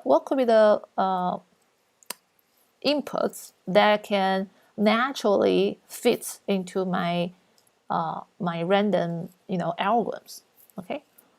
So that's how we passing on those inputs and then generate the truly random number out of the random number generator. And if you remember that we also have this mod operator. By doing this, this is trying to say, hey, how do I get the last 2 digits, right? If you do that, and then you can get the remainder of the numbers, which is nicely. It's a trick. It's a computer science trick, which is you can get the last 2 digits of the whatever the random number you generated. Okay, so far we get that part is working, and then here again you can see here is all about security, right? Vulnerability. So if the random is not random enough, you have a security issue. So that's what they this paragraph I will let you guys to read after that. I'll just go through this assignments what they want us to do. Okay, so whenever you use the random numbers in Ethereum, you have to kind of follow some security practice and make sure your random number algorithms are actually secure, because otherwise hackers can actually exploit, right, your algorithms, and then kind of like hackers can build some brute force way to figure out your password. It's a similar idea. If your random seed is being hacked, somehow there's a bigger risk about every rest of the logic depend on that secret random number. Okay, so let's see what we want to do here, because we're very new to this. So we need to introduce a variable. We want that variable to be artificially, like a random, it's one of the inputs to the random algorithms, right, we're using. Then we're gonna create this function. It's called random plus the mode, okay? That's why they call random modulus, okay? And then it will be internal. And then we wanted to use int, which is how many how many last digits you want, right? Because you're gonna use that for your math operation. And then you're gonna return int. Cool. All right, so now what we do? We first make sure every time you call this function, this integer is keep changing. It's different now. Before it was 1, now it's 2, right? Something like that. Okay, so now we need to call this, because we have to return that one. So that's what we do, right? So return this whole thing, which is we already have an example here. You can use it like this.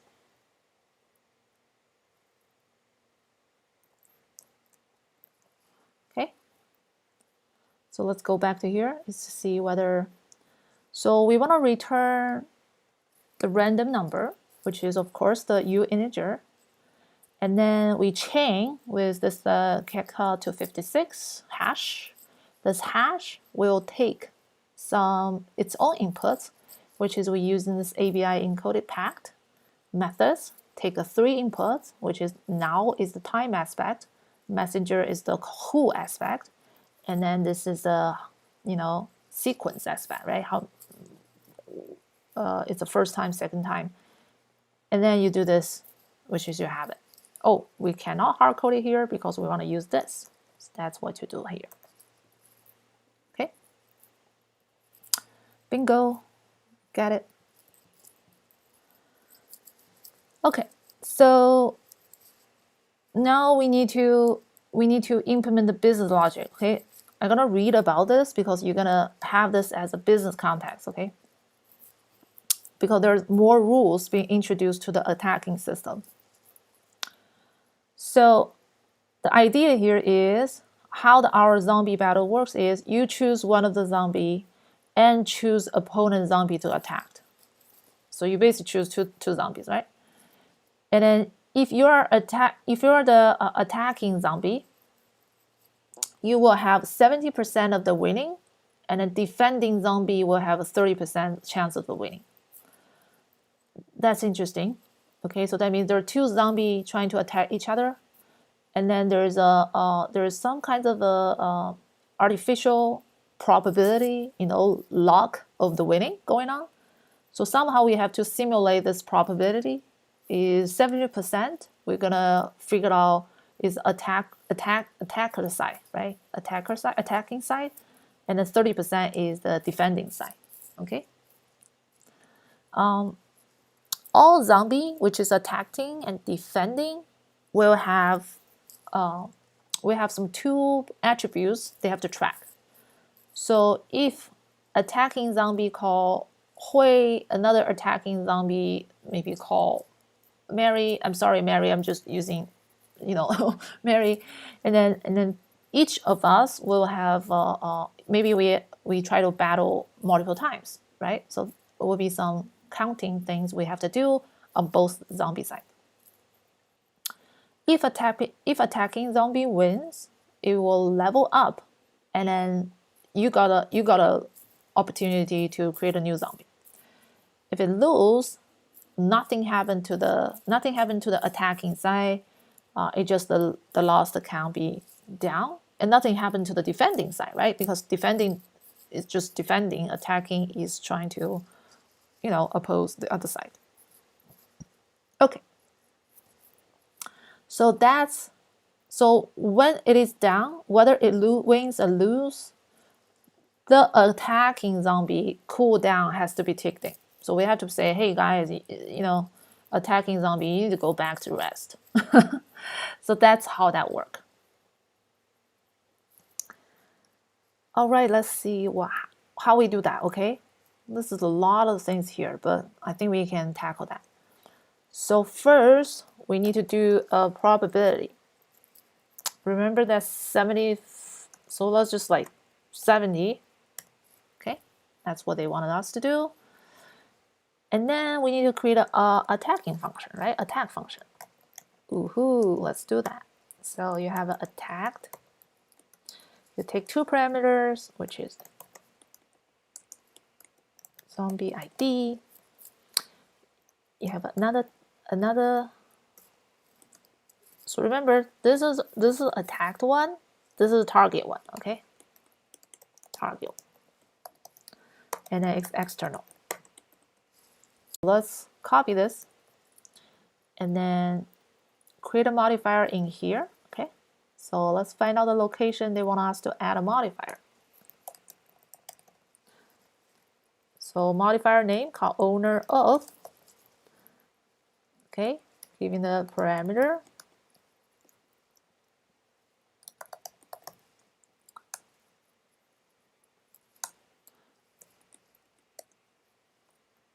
Right? That's how we want to do the modifier. Every modifier have this weird stuff, so you just follow that.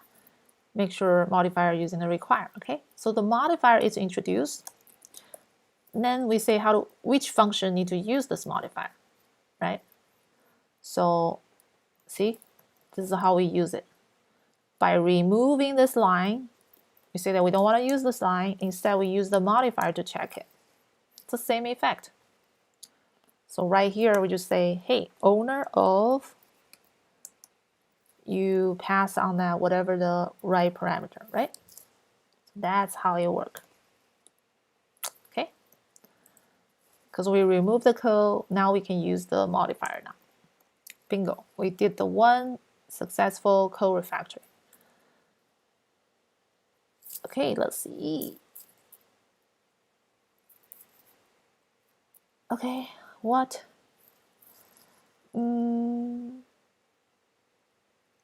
This is not good. Oh yeah. Look here. I just had a bad syntax here. Space. Still not good. Like sometimes I just forget about syntax properly. Yeah, that looks good. Require parameter.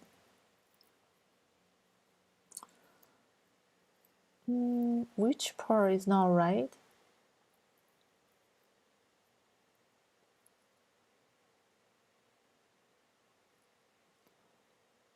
Maybe the wrong location. Oh yeah, right here. See, I put in the wrong location. It just need to be at the top. Okay. Still not right?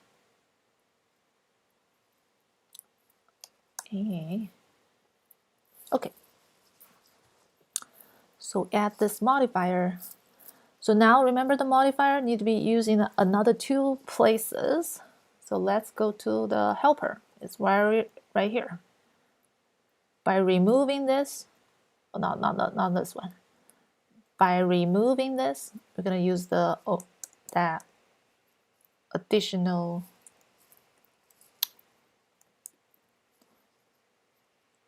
modifier. Okay. So that additional modifier is look like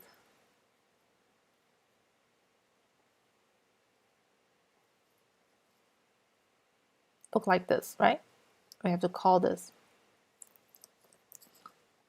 Okay, so you go back here.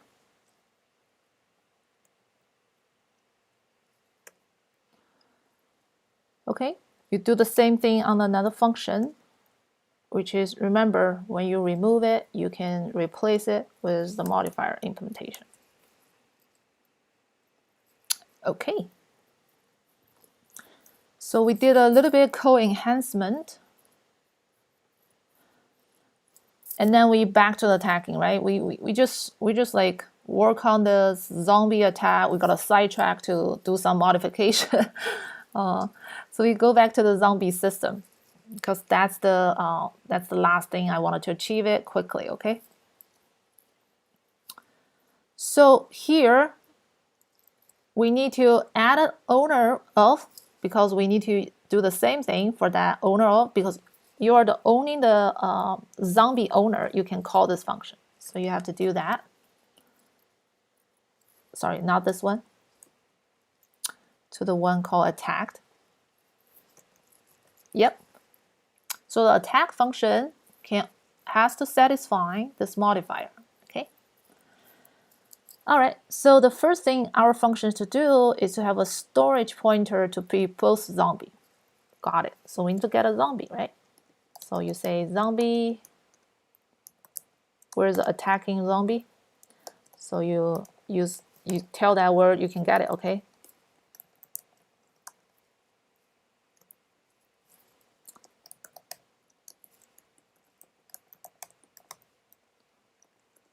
And then there's a defending one, right? So in this particular case, they call this defending one as an enemy one. Okay.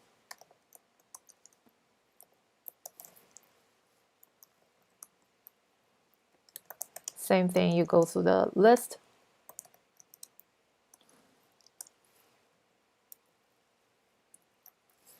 Which is your target one. Perfect. So now you have this pointers for two zombies, right? Now we're going to use the random generator. So we need to somehow get that 70, the probability, which is using random generation to come up with, arbitrary number that is 2 digits. Okay. So we're gonna do uint rent because we're gonna call that function mode by passing 100 as a parameter. So whenever you call that, you get back a random number between 00 and then 99. That's what it does. Okay. Cool. All right. So now we need to do some counting, right? Like we said that each zombie need to have win count and a lose count. That's what we need to do here. So very simple, which is you go back to the zombie and introduce 2 attributes. And then because they're so small, we're going to use in 16. So whenever you do that, Ethereum Solidity will helps to pack them to save gas. So you do this. Perfect. So whenever you introduce this, now every time you add a parameter, you always go to the constructor the first time you new up the zombie, right? So we want to make sure those parameter has a default value. So you kind of go back to here. Remember, this is the location you create a zombie. So you have to get an extra parameter there. which is initially everything will be 0, 0. Okay. Yep. So 2 attributes has been introduced to zombie struct. Cool. So we finished this. Now we're gonna to implement most sophisticated logic to deal with who is winner, who is the loser here. So we're gonna do if statement. We're gonna check this random, right? Say, hey, this random can compare with my 70 or 30, that type of the probability checking. Okay. So this is the lock, kind of like you roll the dice. You roll the dice and you compare to this, system hard-coded, the 70% of the chance, right? And and once that is true, that means you can see here, if the condition is true, our zombie wins. Okay. So if that's true, we're just using my zombie.win count because we wanted to do some bookkeeping, right? So you say, hey, you incremented by 1. Also, my zombie.levels can go up. That's nice. And then we need to update the enemy one. So enemy.lose account, loss account. Sorry, you're gonna lose it. Cool. Once you have it, remember, after you attack each other, now you have ability to feed and multiply, right? We give you the permission to do the feeding now. So what we need to do is call this function. So this feeding and the multiply function, which is define another, and we make sure parameters are correct, right? Like if you go back to here, feeding, remember the winner zombie, the target DNA, and then the species. That's the parameter we need to go in. Okay. So winner DNA, winner, my zombie, target DNA, because we're gonna use enemy's DNA to manufacture a new zombie. Oh, sorry, maybe our DNA. Let's go back to here. I forgot it. Oh yeah, target one. Okay, target one. And then we're gonna specify species. Species is new zombie. All right, that's the winning case logic. Okay. Apparently, I have some issue. Misspelling, easy to correct. Why this is not correct? Let's go back to the feeding. Oh, look at here. This is ID. So I need to use ID, not zombie. This, okay?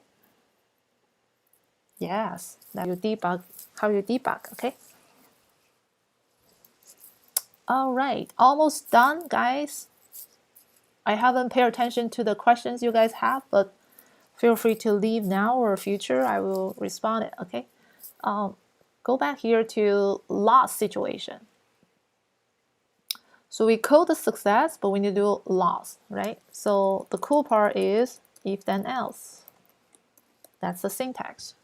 So inside of that, you need to do the else. Remember the else statement? Else is simple, right? There's not a lot of punishment for else losing situation. So all you need to do is to count yourself, okay? And then increase the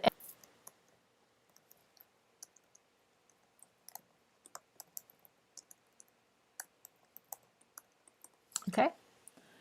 One thing I've been curious about their current rules. It seems to like the if my zombie is the attacking side, and I can level up, right? If I win, I level up. But if I did not win, defending side, which is enemy side, they did not got opportunity to level up. That's interesting. They also did not got opportunity to feed, right? So only attacking side has the opportunity to kind of like take a higher risk and get more rewards. So that was interesting. I found that they only do the counting part, but they don't do the level up, extra functions for the enemy side if enemy wins. All right. So all we need to do is trigger, because you lose, right? You lose. We said that attacking side, please go back to rest. Have a rest. So you just need to call this trigger on this my zombie. Okay. So what we need to do is to call trigger cooldown. If you forget about trigger cooldown, let's find out where it is. Where's that trigger cooldown? Oh yeah, here's an example. Yeah, we just call that. Perfect.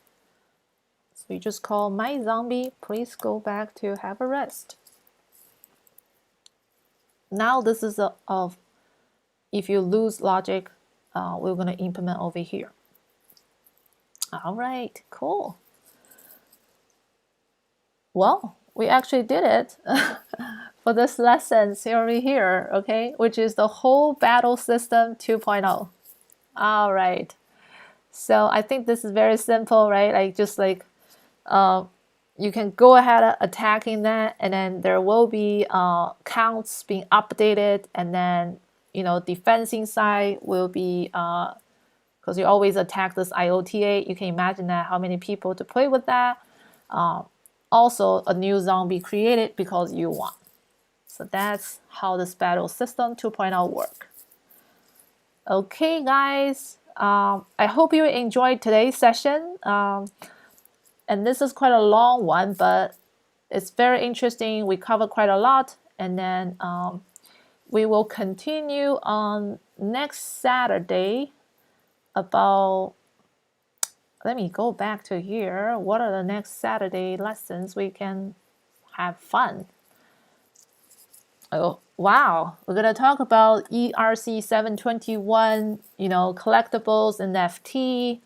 And then finally, we'll learn about some front-end stuff and how does integration actually work. That will construct our next Saturday. And if you continue following that, congratulations, you really get the deep dive about Solidity.